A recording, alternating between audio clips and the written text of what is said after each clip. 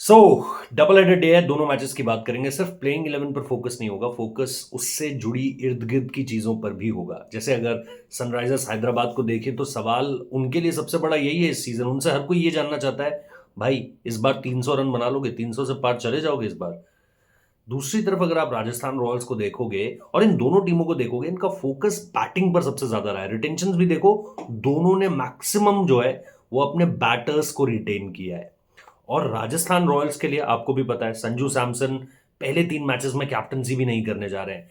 लेकिन इन सबसे इधर मेरा जो सबसे मेन फोकस है वो संजू, यशस्वी, अभिषेक शर्मा और ईशान किशन। ये चार दरअसल वो हैं जिनके बीच इंडिया के ओपनर्स को लेकर के भी एक गुत्थम गुत्था होने वाली है, मतलब बल्लेबाजी को लेकर के कि कौन जगह बनाएगा। उसके अलावा ऋतुराज गायकवाड़ भी है, शुभमन गिल भी है। कंपटीशन बहुत तगड़ा है भाई। और ऐसे में किस तरीके से चीजें आगे बढ़ेंगी, मैं इस लिहाज से भी इस मैच को देखना चाहता हूं कि किसके रन आ रहे हैं। क्योंकि ईशान किशन प्रैक्टिस गेम्स में तो फोड़ रहे हैं, मैच जब शुरू होगा तब फोड़ेंगे या नहीं, तब असली मजा आएगा। और ईशान किशन ने रन बनाने शुरू करे तो यकीन मानिए आईपीएल खत्म होते होते उनके नाम की भी चर्चा आप सुनने लगेंगे। याद रखिए कि अगला टी20 वर्ल्ड कप अगले आईपीएल से पहले, यानी आईपीएल 19 से पहले टी20 वर्ल्ड कप हो जाएगा। इस समय तक टी20 वर्ल्ड कप अगले साल हो चुका होगा। नाउ पहला गेम बहुत सारे मायनों में बहुत जबरदस्त होने वाला है। दूसरे गेम का सवाल यह है कि पहले छठी ट्रॉफी कौन जीतेगा, सीएसके या फिर एमआई। तो सीएसके एमआई पर भी आएंगे और एसआरएच राज और आरआर की भी बात करेंगे। तो जो पहला गेम है उसी से शुरू करते हैं। उसके बाद जो है आपको कुछ इनसाइट्स दूंगा मुंबई इंडियंस। प्रेस कॉन्फ्रेंस में सूर्य कुमार यादव आए थे और सूर्य कुमार यादव ने काफी इंटरेस्टिंग बातें कही हैं। उधर से ऋतुराज गायकवाड़ आए थे, उन्होंने भी काफी इंटरेस्टिंग बातें कही हैं। और दिलचस्प बात यह है कि जब आप ये वीडियो देख रहे होंगे तो आपका भाई ले रहा होगा फ्लाइट चेन्नई के लिए, क्योंकि मैं जा रहा हूं चेन्नई और मुंबई का मुकाबला देखने के लिए। चेन्नई और आरसीबी का मुकाबला भी देखूंगा, भी कवर भी करूंगा, आप लोगों को रिपोर्ट भी करूंगा। तो बने रहिए, सब्सक्राइब कर लीजिए, नोटिफिकेशन बेल प्रेस कर दीजिए। एक एक करके शुरू करते हैं। तो सारी इंफॉर्मेशन जुटा ली है फोन पे। और इंटरेस्टिंग एक फैक्ट जो मैं आपको बताऊं, ये बड़ा इंटरेस्टिंग फैक्ट लगा मुझे। 112 छक्के 3 खिलाड़ियों ने मारे हैं। अभिषेक शर्मा, हेनरी क्लासन और ट्रेविस हेड। 178 छक्के कुल मारे थे एसआरएच ने, 112 छक्के इन तीनों ने मिलकर मारे हैं। खैर, इनसे अगर हम आगे बढ़े तो निश्चित तौर पर क्या क्या पॉइंट ऑफ कंसर्न्स रहने वाले हैं उसे देख लेते हैं। सबसे पहले हम जाते हैं एक तरीके से जो लाइकली 12 होने वाली है सनराइजर्स हैदराबाद की, उसको देखते हैं किस तरीके से, और ऑप्शंस पर भी चर्चा करेंगे। देखो, ट्रेविस हेड सबकी 11 में होंगे, अभिषेक शर्मा होंगे ही होंगे, ईशान किशन होंगे, नीतीश कुमार रेड्डी, हेनरी क्लासन, यहां तक सब कुछ ठीक है। अब अनिकेत वर्मा, अब इनका नाम आप गूगल करो अगर आपने डोमेस्टिक क्रिकेट नहीं देखी है, या जिस तरीके से ये कंट्रीब्यूट करेंगे, इस खिलाड़ी को आपको वॉच आउट करना है। हर टीम में मैं आपको बता रहा हूं कि एक ऐसा रुकी प्लेयर, एक ऐसा यंग प्लेयर जिस पर दुनिया की नजरें अब तक नहीं पड़ी हैं, उस पर दुनिया की नजरें पड़ेंगी। और कहीं ना कहीं कोई ना कोई, किसी ना किसी एक टीम से ऐसा निकलेगा जिसको देखकर आप चौंधिया जाओगे कि यार ये टैलेंट भी है इंडिया के पास। अब अगर आप अनिकेत वर्मा की बात करो, अब यहां पर अभिनव मनोहर, अब अगेन अगर आपने महाराजा जो महाराजा टी20 लीग या इस तरीके से कर्नाटका में होती है, बड़े भयंकर छक्के मारे हैं यार, 50 या 52 छक्के मारे हैं। इससे नेक्स्ट जो बंदा है उसने कुछ 20-22 छक्के मारे थे। तो अभिनव मनोहर अगेन जब गुजरात के लिए खेला, मेरे ख्याल से अभिनव मनोहर आरसीबी के लिए भी खेला हुआ है, लेकिन गुजरात के लिए भी जितने मौके मिले उसने अच्छा किया हुआ है। तो अभिनव मनोहर वहां पर एक और ऑप्शन है। पैट कमिंस होंगे ही होंगे, हर्षल पटेल बिल्कुल हो सकते हैं, राहुल चहर होंगे, मोहम्मद शमी होंगे और एडम जैम्पा होंगे। अब जैसे ही मैं एडम जैम्पा का नाम लेता हूं, मेरे पास कुछ और नाम है। एक इनके पास है ईशान मलिंगा, जो उतना स्लिंगी आम एक्शन नहीं है लेकिन कमाल का गेंदबाज है। श्रीलंका में जो पूरा एक नेशनल लेवल पे कंपटीशन हुआ था उसमें जीता था। उसके बाद श्रीलंका के लिए डेब्यू मिला जब यहां पर आई थिंक 1.2 सीआर में इसको लिया गया था। ऐसे टी20 भी खेला है, ऐसे टी20 में भी डेब्यू किया है। सो वो एक कमाल का ऑप्शन है। उसके बाद श्रीलंका का एक और खिलाड़ी है कमिंदु मेंडिस। अब अगर आपको बैटिंग को डेप्थ देनी है, ऑप्शंस रखने हैं अपने लिए, चीजों को थोड़ा और एक्सप्लोर करना है, तो कमिंदु मेंडिस का भी ऑप्शन है। ये मैं एडम जैम्पा की जगह पर आपको बता रहा हूं, क्योंकि मुझे ऐसा लगता है कि एडम जैम्पा थोड़ा सा पिक्चर में तब आएगा जब आप इनटू द टूर्नामेंट थोड़ा ज्यादा चले जाओगे। तब तक आपके पास राहुल चहर का ऑलरेडी ऑप्शन है अगर आप देखोगे। अब इसके अलावा उनके पास एक ऑप्शन है वाइन मुल्डर का। तो वाइन मुल्डर अगर आप देखोगे, एक सीम बोलिंग ऑप्शन है, ऑलराउंडर है, साउथ अफ्रीका का है, ये बढ़िया कंट्रीब्यूट करके दे सकता है। तो यहां पर भी आपके पास ऑप्शंस है। तो जैम्पा के अलावा भी अगर आप देखोगे, कमिंदु मेंडिस, वाइन मुल्डर और मलिंगा, ये आपके पास ऐसे नाम हैं जो कंट्रीब्यूट करके आपको दे सकते हैं। नाउ यू हैव टू सी कि आपको किसको लेना है एज अ इम्पैक्ट प्लेयर। तो ये मैं ऑप्शन खुला छोड़ता हूं, आप अपनी प्लेइंग 11 बताओ एसआरएच की। और बट सबसे इंपॉर्टेंट होने वाला इंटेंट, क्या वो थोड़ा सा और ऊपर जाएगा? हर प्रेस कॉन्फ्रेंस में यही सवाल है, पैट कमिंस की तरफ से यही जवाब है, डैन विटोरी की तरफ से यही जवाब है। हम हर ग्राउंड में एक जैसी क्रिकेट खेलना चाहते हैं और वो हाई इंटेंसिटी क्रिकेट होने वाली है। 300 इस बार पार करेगी या नहीं, इसका भी मुझे आप कमेंट बॉक्स में जवाब दो, मैं सुनना चाहता हूं। राजस्थान रॉयल्स के लिए जो है वो एक चीज, और कई सारी स्वैपिंग भी हुई है ना। अब देखो आप हसरंगा देखो, पिछली बार उनके लिए खेल रहे थे, फजलक फारूकी देखो उनके लिए खेल रहे थे, एडम जैम्पा देखो वो इनके लिए खेल रहे थे। तो इस बार इधर उधर हो गई हैं चीजें। राजस्थान रॉयल्स की अगर हम प्लेइंग 11 पे आए, जैसा मैंने कहा कि Yashasvi Jaiswal, Sanju Samson, opener slot India के लिए भी आपको देखना है, सिर्फ यहीं तक मत सीमित रहना। नीतीश राणा नंबर 3, रियान पराग कैप्टनसी करेंगे, ध्रुव जुरैल विकेट कीपर होंगे, क्योंकि मुझे लग रहा है इंपैक्ट के तौर पे संजू चले जाएंगे। अब अगर आप देखोगे तो यहां पर एक ऑप्शन इनके पास बचता है जहां पर सिमरन हिटमायर आते हैं। तो टॉप 5 पूरा इंडियन बैटिंग है, एक ऑप्शन है फॉरनर का, वो है सिमरन हिटमायर। तो अब आपने अपना पहला ऑप्शन यूज करा। नाउ इनके पास इंडियन जो बोलर्स है ना, पेस बोलर्स, वो थोड़े से वीक हैं। स्पिनर्स के भी बहुत अच्छे ऑप्शंस नहीं है, कमाल के ऑप्शंस नहीं है। तो वनिंदु हसरंगा हो गया। उसके बाद इनके पास एक बैटर है जिसे आप इंपैक्ट सब के तौर पर यूज कर सकते हो, शुभम दुबे। इस पर भी नजरें बनाए रखिएगा। अगेन जैसा मैंने ऊपर कहा, यहां पर भी एक बैटर है और इसकी जगह स्लैश मार दीजिए आकाश मधवाल का नाम।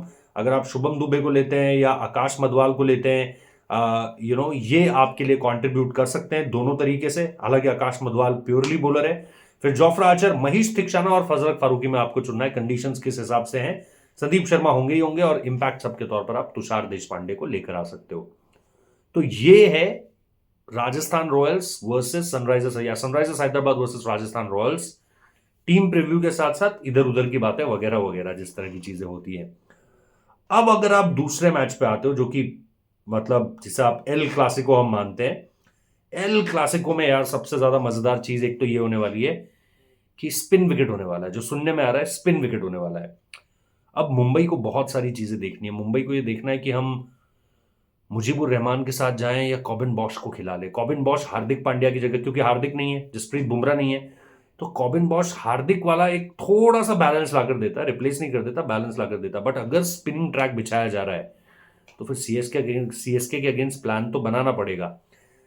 सीएसके में कोई इंजरी कंसर्न्स नहीं है। इधर जैसा मैंने कहा मसले दो हैं, एक बुमराह को लेकर के इंजरी कंसर्न है और एक हार्दिक पांड्या बाहर है। तो ये दो ऑप्शंस आपके पास नहीं है। सीएसके स्पॉइल्ड फॉर चॉइसेस जिसे आप सीधे तौर पर कहते हो ना, डेविन कॉनवे खेलेगा, रचिन रविंद्रा खेलेगा। इसके अलावा अगर आप देखोगे, नीचे दीपक हुडा को ऑप्शन दिया जाए या विजय शंकर को खिला लिया जाए, या इसके अलावा भी अगर आप देखो, क्योंकि मैं इस टीम में देख रहा था बहुत सारे ऐसे नाम हैं जिनको लेकर के आपको लग रहा है कि यार ये खेलेगा या वो खेलेगा, कौन खेलेगा वो आपको देखना है। जिमी ओवर्टन खेलेगा, सैम करन खेलेगा, खलील अहमद खेलेगा, अंशुल कंबोज खेलेगा, कौन खेलेगा? तो ये एक बड़ा मसला है। एक सीधे सीधे सीधे इसी तरफ आते हैं, प्लेइंग 12 की तरफ आते हैं कि क्या हो सकती है, क्योंकि वीडियो बहुत ज्यादा लंबा हो जाएगा। डेविन कॉनवे और रचिन रविंद्रा में मैं डेविन कॉनवे के साथ जाऊंगा। पिछली बार आपको याद होगा ओपनर्स ने इनको बुरी तरीके से डिसअपॉइंट किया था। एवरेज और स्ट्राइक रेट के लिहाज से सबसे नीचे थी Chennai super Kings, Sunrisers Hyderabad सबसे ऊपर, ये सबसे नीचे। 3 नंबर पर राहुल त्रिपाठी होंगे, 4 नंबर पर दीपक हुडा होंगे, मैं दीपक हुडा के साथ स्टार्ट करूंगा राधा देन विजय शंकर। 5 नंबर पर शिवम दुबे, 6 नंबर पर रविंद्र जडेजा, 7 पे महेंद्र सिंह धोनी और 8 नंबर पर सैम करन। यहां पे अब मैं फ्लोट कर सकता हूं, मुझे जड्डू को ऊपर भेजना है, मैं भेज दूंगा, वो फ्लोटिंग वाला ऑप्शन है सारा का सारा। 9 पे अश्विन, 10 पे नूर अहमद, 11 पे मतीशा पथिराना। तो ये 3-4 जो इनके पास ऑप्शंस हो गए ना यार, सीएसके पूरी तरीके से जिसे आप बोलो ना गो फॉर द किल, मतलब जिसे आप बोलो ना गो फॉर द किल, और वो भी स्पिनर्स के पॉइंट ऑफ व्यू से। तो ये जाएंगे स्पिन पॉइंट ऑफ व्यू से, क्योंकि ये स्पिन का जाल बिछा रही है, चेन्नई बिछा रही है स्पिन का जाल पूरी तरीके से।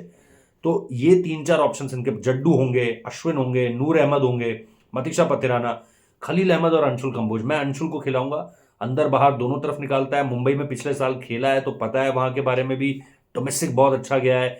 ये गेंदबाज आगे चलकर इंडिया को टेस्ट में रिप्रेजेंट करेगा, इंग्लैंड भी जा सकता है, तो इस पर भी नजरें बनाए रखना, अंशुल कंबोज।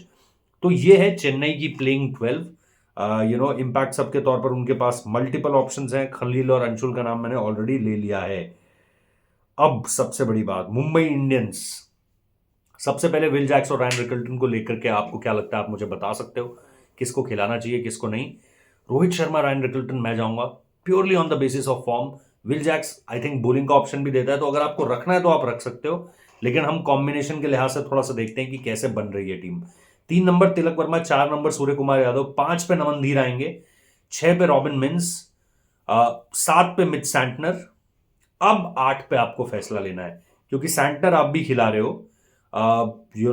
मुजीब आपके पास अगर आ जाता है तो आपके पास एक और ऑप्शन हो जाएगा, फिर कर्ण शर्मा आपके पास तीसरा ऑप्शन हो जाएगा, दीपक चाहर और ट्रेंट बोल्ट आपके लिए 2 पेसर्स हो जाएंगे, तो 10 और 11 हो गए। अब इंपैक्ट सब में सत्यनारायण राजू एक खिलाड़ी है, जब मैंने रिव्यू भी किया था मैंने इसके बारे में बात की थी कि ये आंध्रा प्रीमियर लीग में डेथ बॉलिंग बहुत अच्छी करता है, तो इनके ऊपर बड़ा ट्रस्ट कर रही है मुंबई। जो प्रैक्टिस हो रही है चेन्नई में जो हुई है, जितनी भी चीजें हुई है, सबसे पहले यही बंदा गेंदबाजी कर रहा है, तो इस पर नजर रखना सत्यनारायण राजू पर, ये इंपैक्ट क्रिएट करके दे सकता है। अब अगर आपको स्पिन को स्पिन और क्या आप तिलक वर्मा को भी थोड़ा सा बोलोगे, क्योंकि वो सैयद मुश्ताक अली ट्रॉफी में काफी गेंदबाजी करते हैं, उनको आप बोलोगे या किसी और ऑप्शन को लेकर आओगे, तो 3-4 ऑप्शंस तो मुंबई को भी रखने पड़ेंगे, क्योंकि सीएसके के पास 4 प्रॉपर है यार। चाहे आप नूर को देख लो, चाहे मैंने कहा आप जड्डू को देख लो, चाहे आप अश्विन को देख लो, और एक और कोई ऑप्शन था उनके पास, मैं अगर भूल रहा हूं तो जडेजा, अश्विन, नूरमा, पथिराना का ऑप्शन उनके पास ऑलरेडी है, तो उनके पास काफी ऑप्शंस हैं। ऊपर से फिर अगर वो रचिन रविंद्र को खिलाते हैं तो रचिन भी उनके पास है, तो हो सकता है भाई 20 के 20 ओवर स्पिनर से करवा दे महेंद्र सिंह धोनी। खैर, जो भी होता है देखना दिलचस्प होगा।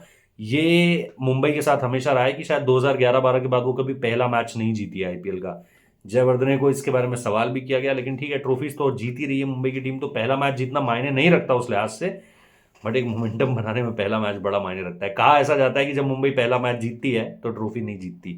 तो क्या करना है अब आप लोग बताओ कमेंट बॉक्स में जाके। आई रियली थिंक, दिल तो यही कह रहा है मुंबई जीतेगी। कल की मैंने प्रेडिक्शन करी थी आरसीबी को लेकर के, आरसीबी जीत गई। आज की prediction SRH versus Rajasthan Royals में मुझे लग रहा है एसआरएच ही जीतेगी। इस गेम में मुझे लग रहा है मुंबई इंडियंस, थोड़ा सा मुझे लग रहा है शायद ये मुकाबला जीत पाए या नहीं, थोड़ा मुश्किल होने जा रहा है मुंबई इंडियंस के लिए। मैं रहूंगा चेन्नई में, देखता हूं क्या होता है, बट थोड़ा सा चेन्नई को मैं ऊपर रखूंगा। मुंबई को बहुत ज़बरदस्त क्रिकेट खेलनी पड़ेगी, खास तौर पे चेन्नई के स्पिन के अगेंस्ट, और वो महेंद्र सिंह धोनी जो कैलकुलेटर चलता है उनका चेपॉक में, स्पिनर्स बहुत टफ होने वाला है मुंबई के लिए। लेट्स सी, देखते हैं क्या होता है। सब्सक्राइब कर लो, नोटिफिकेशन बेल प्रेस कर दो, बाकी मिलते रहेंगे जुड़ते रहेंगे। 1 लाख सब्सक्राइबर कराने के लिए थैंक यू सो मच।